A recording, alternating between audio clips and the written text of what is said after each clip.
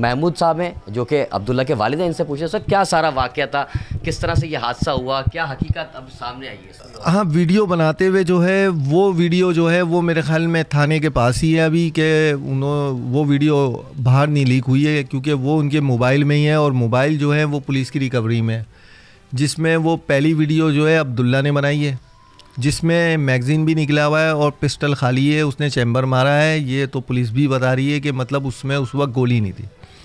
अब मुलजिम का जो बयान है वो उसका ये कहना है, आपने प्रेस कॉन्फ्रेंस देखी होगी जो डीआईजी साहब ने प्रेस कॉन्फ्रेंस करी है, उसमें वो जिस सफ़ाकी से बात करते हुए उसमें कहीं निदामत और वो तो नज़र नहीं आ रही किसी को भी।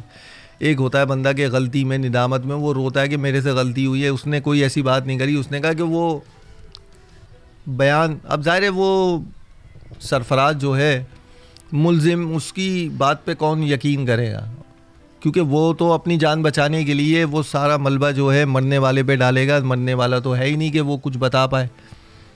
तो उसने यही बोला है कि उसने चैम्बर करके दिया है मेरे को और फिर मैगज़ीन निकाल दिया था मैंने, और मतलब वो तो गोली तो चढ़ गई मैगज़ीन में। फिर वो उसके पास वो कहता है कि मैंने ट्रैगर दबाया है, ट्रैगर भी उसके कहने पे दबाया है, यानी वो अपनी मौत को कैसे कोई मतलब यकीन कर लेगा कि ये वाकई उसके कहने पे हुआ है। वो कोई उसकी वीडियो नहीं है। लेकिन दूसरी वीडियो जो है वो सरफराज की बनी है, पहली अब्दुल्ला की बनी है, तो वो दूसरी वीडियो में वो शूट हुआ है। सब्सक्राइब करें और बेल दबाएं ताकि कोई खबर रह न जाए।